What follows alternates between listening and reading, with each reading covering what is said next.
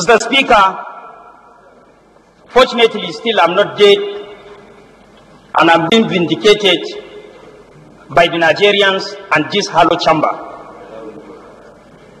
The other time I said, without fear of any contradiction, that substantial part of my constituency is still under the occupation of Boko Haram.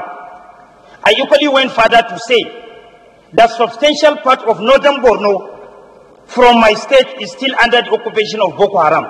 The following day, some people sponsored some group of charlatans to recognize that I am equally a Boko Haram. I decided not to respond because I know there will be a time where God can vindicate me through either this chamber or through Nigerians. I equally stress that it's not within the outreach or within the job specification of the Nigerian army to look and search for personal identification of an individual through national ID card. I told Nigerians that it has not been provided to everybody. And the requirement of getting national ID card is for you to have indigent letter of any local government which is very porous. So as far as I'm concerned, it has not been part of their job and it has not been described as part of their responsibility as military officers. Sir, today, as we can see it vividly, whether I was the one that was right and they were wrong and vice versa, only God can judge that and Nigerians can equally judge today.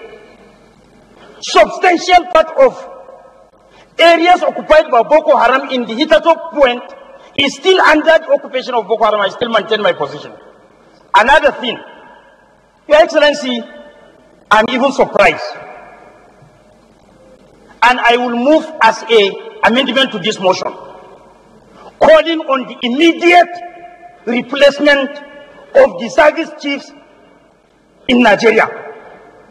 Mr. Speaker, when I contested election, I visited all my constituency, and I know the risk I took to follow all these areas. I have sacrificed my life. I am not stupid. I know the consequences of unveiling a masquerade. I may be declared dead tomorrow, but I will be happy to die if my people can live in peace, can go back to their farmlands, schools can be opened, people can go to school, so that out of school children can be out of street. Mr. Speaker, we have to tell each other the truth. Nigeria is the country we have, and we have to do everything within our limit as parliamentarians, as legislators, to safeguard the territorial integrity of this country. Just recently, in my constituency, in my local government, in my electoral ward, where I reside,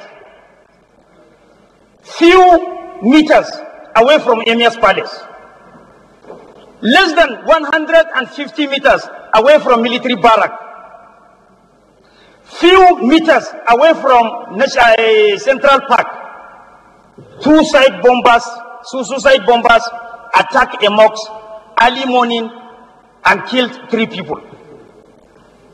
Just recently, between Damaturu and Maiduguri is less than 135 kilometers.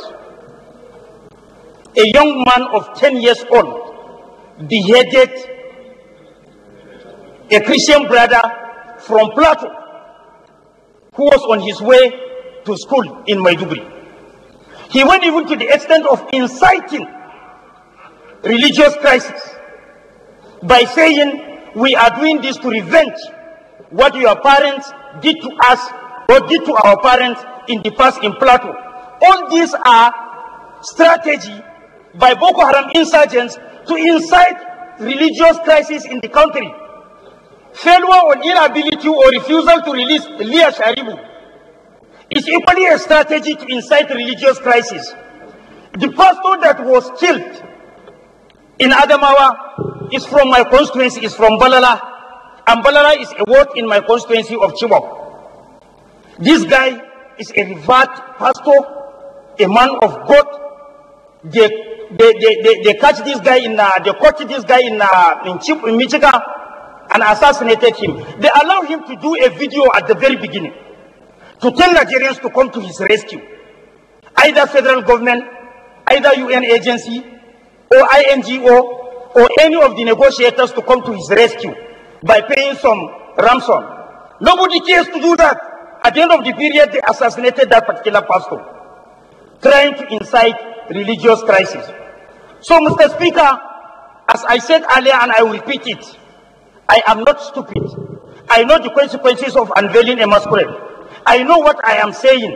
I know tomorrow some people can come for me, but I am calling on the immediate replacement, solely removal of all the service chiefs and their immediate replacement with the competent ones. Because the truth of the matter is known to all Nigerians. They have overstayed. And all courses under them are not stimulated to work. They are not stimulated to perform. They are not stimulated to end this war. Mr. Speaker, this is my position. Governors decided to launch a motorcon. People were complaining. I was surprised. We are becoming helpless. There is no any effort geared towards protecting the lives and property of our, innocent citizens will not be deployed wherever we can get it. You can, if you throw some mine into the river, if you, place a steel with fire, you will catch it for him to come out. There's no point for us to be wasting our time. It's high time, Mr. Speaker, we call a spade a spade. This security issue in this nation is beyond all what we are discussing here, Mr. Speaker. You, as our leader here, the red chamber being led by the Senate President, you must go to the President, invite the service chiefs, sit one-on-one, let them tell you what is the problem. Even if it means for us to put all the entire resources to protect the life and property of our nation, it's very important than talking always on the newspapers. Go to social media, see how people are calling us. Because they're blaming us that our children are studying outside. We are traveling through airport. You were aware when some people were calling for the complete closure of the international airport of Maiduguri, so that everybody should be on road, so that they will be kidnapped and killed. We have option. That's why we don't bother. This is what they used to call us. There was a time one young man went to the social media telling us that bunch of stupid idiot senators and reps from Borno and Yobe, simply because we are not saying anything. So we are tired, Mr. Speaker. This talking will not take us anywhere. We need action. We need action, please. Even if it means we'll deploy all the resources we have in Nigeria to protect the life of citizens. Life of a person is better than anything we can want on this world. So it's better we move up and then do something really serious than this talking without any action. If the military are having problem of equipment, deploy all the money and resources we have in Nigeria to them for them to protect our people. We cannot be providing luxury things while the people are dying. What need for? We're just wasting our time, Mr. Speaker. So I believe if the president can go around with you people within this country, I don't think you will be sitting down in this chamber, or for him to be working in the villa, saying that all is well. Nigeria should not go.